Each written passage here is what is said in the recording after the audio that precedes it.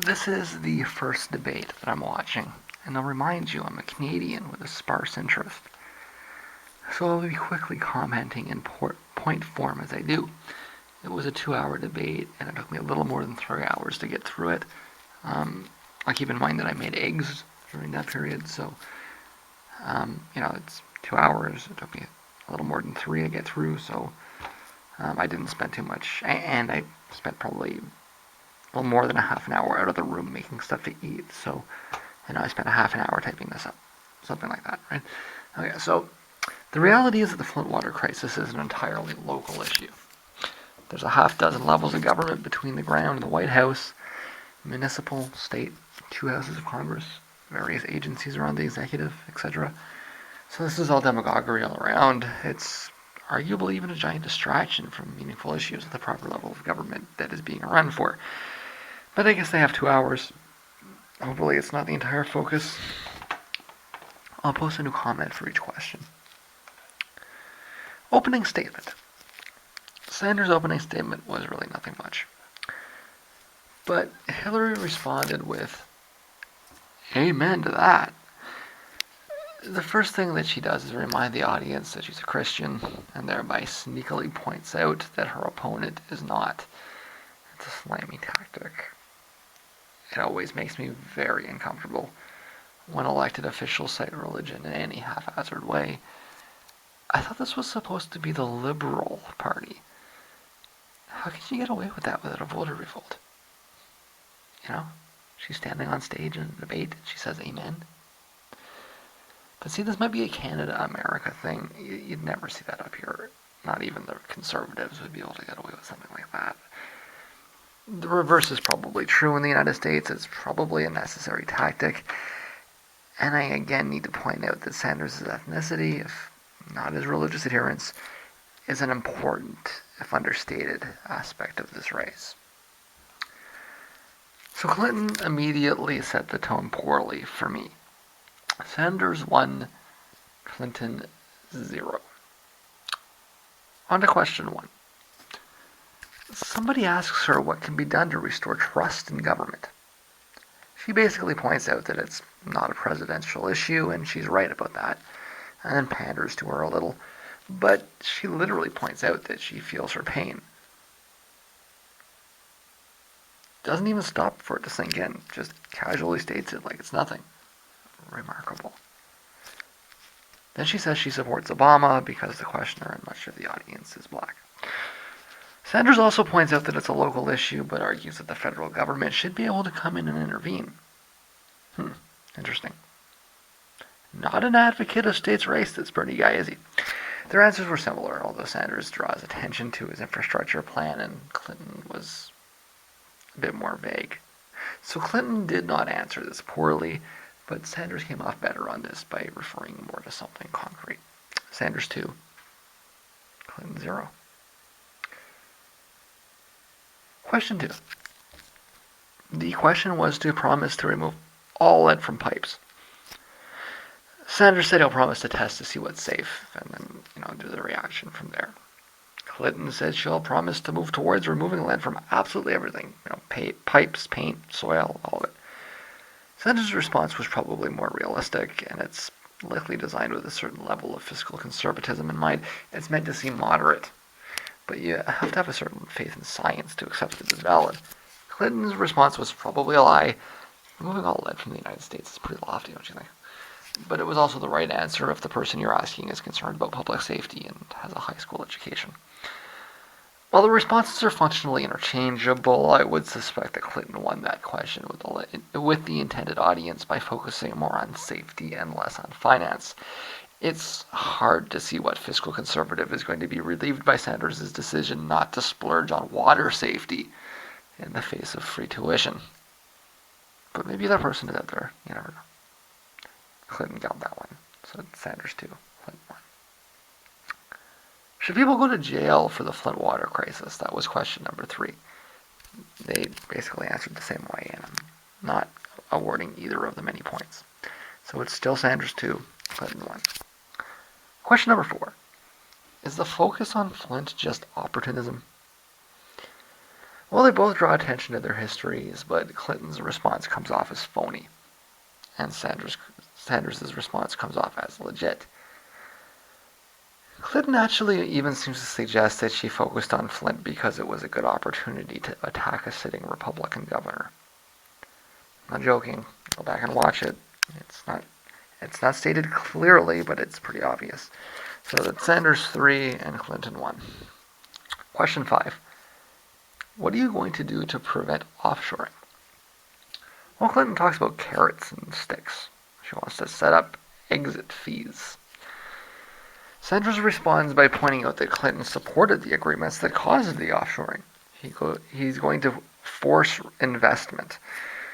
And outside of opposing the TPP, though, there's really no details that are given. It's just a lot of bloviating. Clinton then changes the topic by pointing out that Sanders opposed the auto bailout, which is a red herring built on top of a straw man. But hey, the crowd seemed to like it.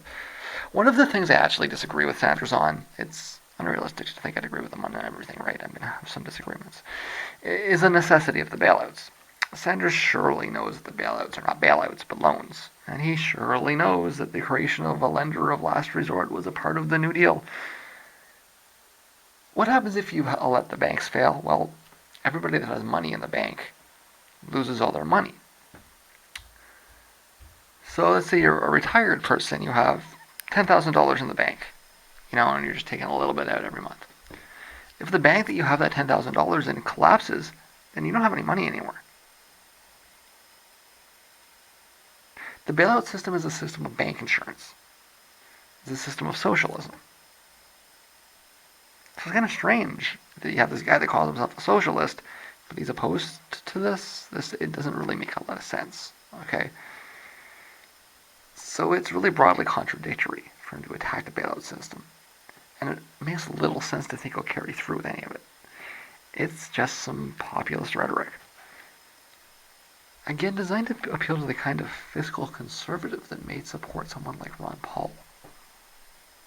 This is a part of Sanders that I don't like, but I take it for what it is. It is not any more likely that Sanders will stop the bailouts than it is that Clinton will stop the TPP. Okay?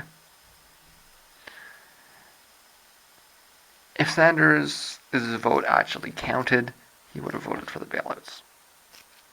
This is politics from his perspective. And that's good. You should be happy because you want to support a ballot. What you want also, though, is to pass laws that make it harder or that make it illegal for banks to gamble your money in such a way that it creates these kinds of bailouts. So you could, for example, support a law that separates investment banking from commercial banking, and I'm pretty sure that Sanders does support that. But when he goes out and stumps, he sounds like a goof. But he has to, because that's what the rhetoric is, right? So he's falling into a narrative. It's really better just to, keep a mental distance from what he's saying. I don't think that a Sanders presidency would result in banks failing, thankfully. But did the auto companies require the bailouts? Well, I think you might want to look into that. All the evidence I've seen suggests they took advantage of the situation. They saw the government handing out all this money, and they said, hey, we want some too. The discussion spirals out to nowhere from there. I mean, Sanders might be less wrong, but I'm not awarding a point here. They're both deflecting, obfuscating, and lying. In fact, I'm going to take away a point from both. So, we're now down to Sanders 2 and Clinton 0. Question 6. Gun control. And the question, was, background checks don't work, so don't do that. Clinton repeated the Democratic Party line, which is background checks. Sanders suggested that you can't stop it and repeated a similar party line. This is interesting to me because a lot of the analysis seems to suggest that Clinton won that point. I think it's anything but. I mean, the argument is that she seemed more empathetic to. I don't. I think it's quite the opposite. He specifically said, don't focus on background checks because it doesn't work. And she spent most of her response talking about background checks. It seemed to me like she was pretty deaf to the response. Sanders was very honest, very real. And it is the truth of it. There's nothing you can do. Random shit happens. I know that it's a natural human tendency to want to blame people, um, but there's a certain level of maturity attached to recognizing that not everything bad that happens is the result of somebody's fault. You can't blame somebody for everything bad. And in a situation like this, the only person that's really at fault is the person that picked the gun up and shot into a crowd.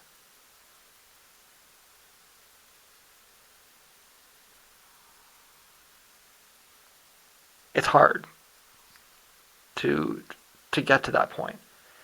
But what I think from walking away from that is that Bernie actually demonstrated a lot of maturity in not falling into this kind of groupthink and pandering. Clinton is the worst with pandering, right? She panders to anything, to everyone. Any opportunity she has to pander, she panders. And Sanders' response was, I think, actually reflective of leadership, and saying that you can't be walking around thinking that you can stop everything bad.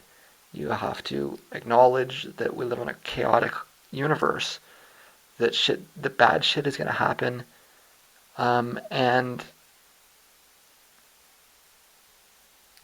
take it as a lesson in empathy. I'm not sure that the culture in the United States is mature enough to. I keep using the word mature. That's the right word. I'm not sure that the culture in the United States has the maturity to recognize that. And maybe in the end that response from Sanders will hurt him. But if in a more perfect world, in a more perfect union, Sanders' response would have been seen as presidential, and Clinton's response would have been seen as badly missing the mark. That's what I think. Question 7. Should gun sellers be held liable for the behavior of their customers? Tersely, Sanders said no, and Clinton said yes. Again, the crowd seemed almost shocked. But Sanders is really absolutely correct from the perspective of any theory of legal liberalism. The court would have to set some kind of reasonable person test. Would it be reasonably foreseeable for a gun store owner to know what a customer will do with a gun? In limited specific cases, maybe, if somebody walks in, and they're obviously drunk, or, if somebody walks in and does a line of coke on the cash register, well then, but in most circumstances, that's actually what the point of the system of legal checks is for, is to transfer responsibility to a system that can handle that kind of decision making. How would a gun owner be able to, or a gun seller, be able to determine this? I'm going to change that right away.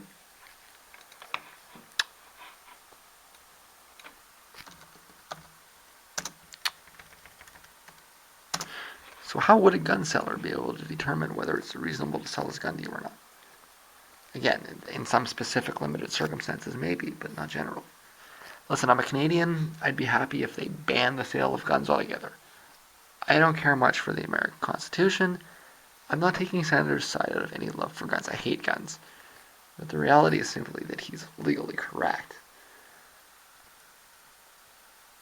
There's lots of things to do to restrict access to guns. But saying that it's your fault because you sold a gun is an incredibly illiberal not incredibly liberal, but incredibly illiberal, that's not liberal, approach to this. And it's bluntly, logically incoherent. Again, I know that in the United States, it's a culture where you want to blame somebody for something, and somebody has to take the blame. Um, but this is not a situation where you can do something like that. I think, again, that in a more perfect union, with a more mature populace, people would have looked at Clinton's response as severely lacking, and they would have seen the wisdom in Sanders' response. So I'm, again, assigning that point to Sanders, who is now leading 3-0. Question 8. The crime bill. Clinton says it solved some problems and created others. Sanders gave the same answer, but there's a difference. Sanders was vocally opposed to parts of it and wasn't involved with writing it. It's less that Sanders won points on the force of his response, and more that he won points on the phrasing of the question. The person that answered the question provided a quote from Sanders from, in the 90s right before he voted for the bill, that demonstrated that he understood what he was voting for. And his explanation as to why he voted for it was understandable and reasonable, whereas Clinton's explanation of why she voted for it seemed disingenuous. So Sanders wins that point. He's winning now 4-0. Question 9. You're both old and white. How can you understand people that aren't old and white? Sanders explained his history as a civil rights activist, and talked about breaking the school-to-prison pipeline. And Clinton said something about faith. Bringing up religion in any context is an instant fail, and it wasn't really placed in context. It just came off as an attempt to show the black guy that she's the more Christian of the two. Okay? That's what I got out of that response. I know that some people will want to say some kind of nonsense out of it, but to me it was absolutely calculated identity politics, right? Question from a black guy, and she focused on the Christianity. And I found it completely transparent, and actually rather sickening. So Sanders wins, again, by default. Sanders 5, Clinton 0. Question 10. What racial blind spots do you have? Well, Clinton used it as an excuse to throw around some buzzwords and drop some endorsements. And Sanders provided some anecdotes. I'm not entirely white, but I look pretty white. Maybe I should, make that part of that clear, but I didn't see any reason to award points there. Maybe somebody else will react differently, but I found the responses equally lacking. Question 12. The question for Sanders, some of these were split up. The question for Sanders was about things to do to be more effective when racial issues, and he provided a standard laundry list.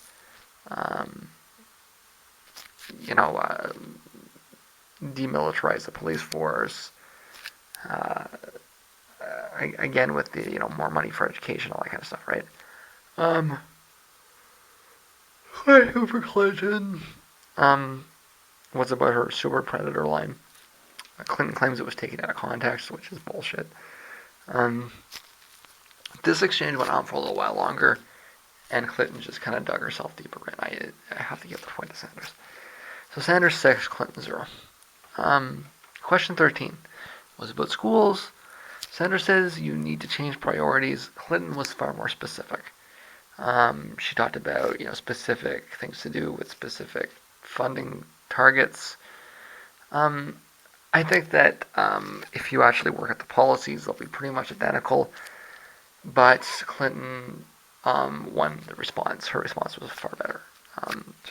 You can't. I think that's not debatable on that point. So Sanders 6 now, Clinton 1. Question 14 was about infrastructure. Clinton wants to start a bank and then leverage more money through the bank, and Sanders wants to tax and spend. See, now it's flipped over, right? Clinton is trying to appeal to the fiscal conservatives, and Sanders is just, let's tax the rich and spend it all down. I think the experiences we've had over the last several decades suggest that these kind of wonky market schemes tend not to work. The moderator prefaced the question with the idea that Sanders' plan is less realistic, but I see it the other way around. I think Sanders is presenting a method that has been used in the past and will work, so long as the Congress allows for it. I have to wonder where Clinton is getting her idea, though. If it was Canada, an infrastructure bank could provide interest-free stimulus. That is, we could just print more money. I don't think that's possible in the United States. I think it's just another wonky scheme. So I'm rejecting the framing of the question and giving the point to Sanders on the premise that it is more realistic to tax and spend than it is to set up some kind of wonky bank scheme. And that means Sanders is up 7-1 now. This is, however, based on a few assumptions and my incomplete understanding of the American financial system. There is a Bank of Canada, and it can print money. It can create money. In the past, it has been used for infrastructure. So, building roads, highways, that kind of thing.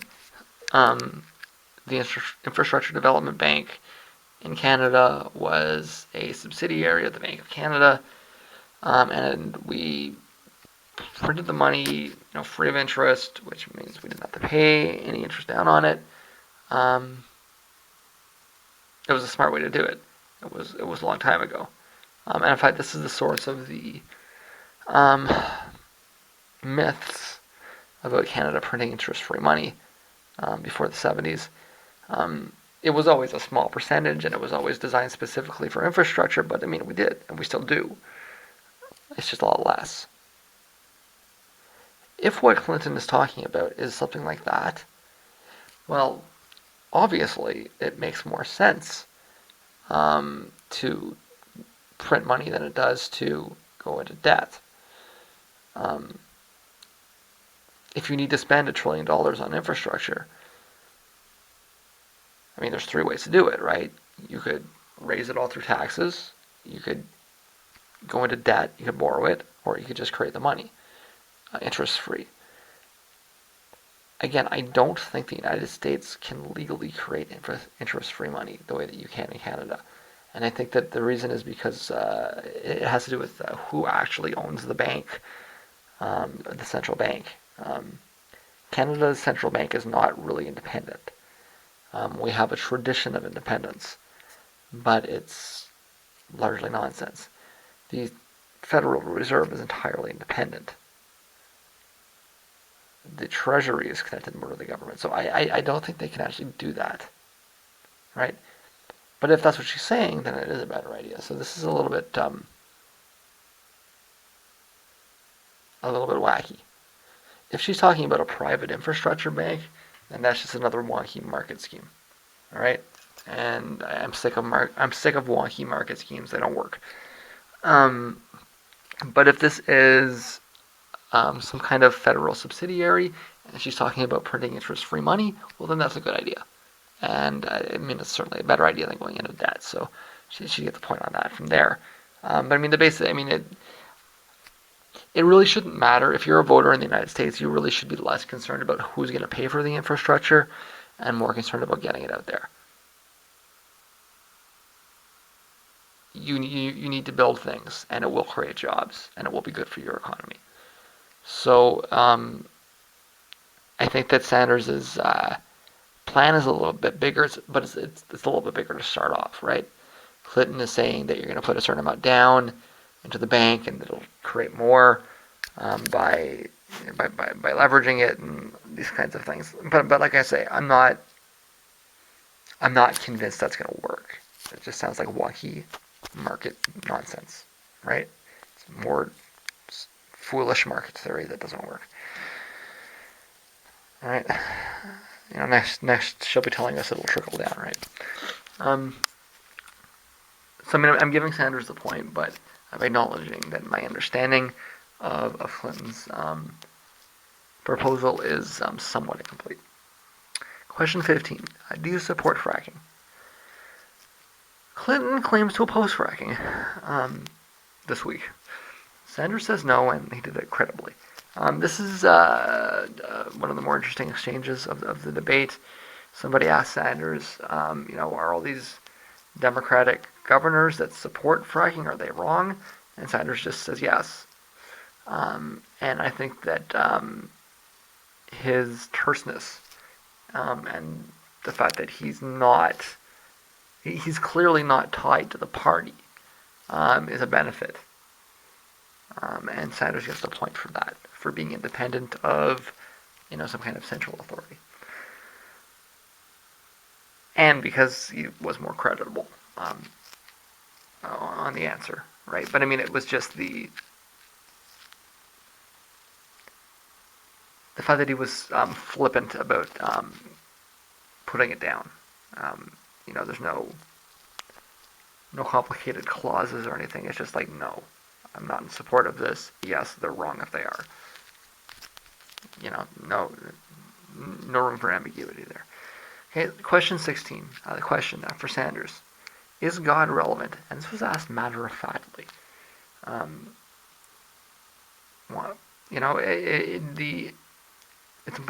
be important in a minute, but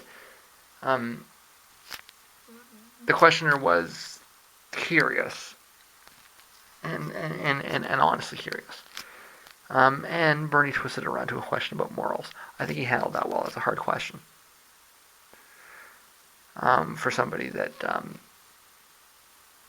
has stated they are more or less an atheist repeatedly. And then Anderson drew explicit attention to his ethnicity. I want to follow up on this. The rabbis say that you're not open about your Judaism, and you could hear the place gasp because half the place didn't know he was a Jew. Right? You could hear it in the audience. A Jew!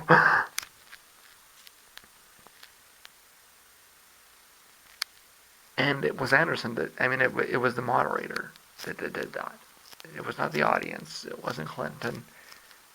It's this entire process is. You'd have to think Bernie knows what he's walking into, right? But he handled it well, and he actually got a nice applause at the end, although it's hard to tell if it was a polite applause or if it was a, oh, I didn't know that applause. For Clinton, the question was, who do you pray for? And it was asked sarcastically, as though the implication is that you don't pray for anyone. And she approached it with, you can tell that she'd been heavily coached on this, and she just struggled to get the right talking points out. Again, Clinton came off as totally phony. Sanders being an atheist Jew is a hurdle, but Clinton is maybe not convincing many Christians. That's the impression I got from that. Anyways, the thing is that even if Clinton was being honest, I would have disliked her answer, so I'm giving that to Sanders. It's up at 9, and Clinton's down to 1. I am not awarding points for the closing statement, so that's my final score, and my reasoning for it: Sanders 9, Clinton 1, meaning that Sanders won 10 questions and Clinton won 2. Because I decremented them both, one for the meandering there, the first part. I think he smoked her. If I lived across the river in Detroit, I'd think it was a no-brainer. But remember, I'm a liberal from Canada, and I'm not an American Democrat. Hopefully my reasoning is clear. And perhaps some of the differences, some of the cultural differences that exist between Canadian liberals and American Democrats are also apparent. The biggest thing is the religious part.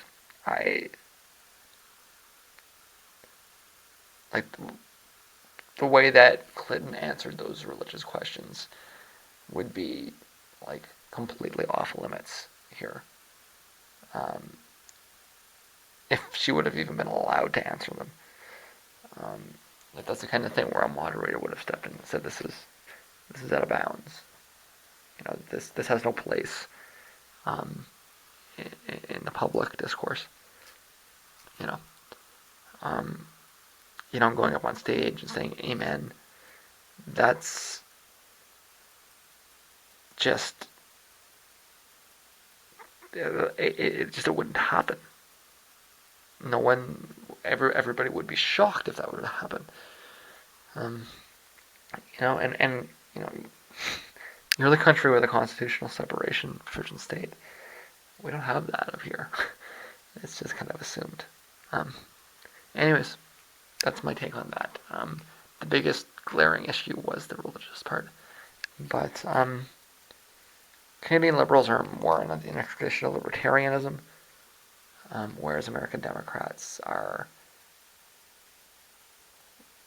flat out conservatives in a lot of ways.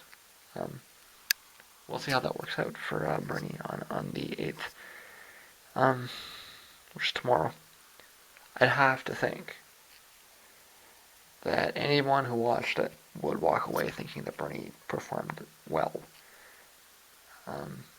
But I'm not sure it's going to have much of an effect. We'll find out.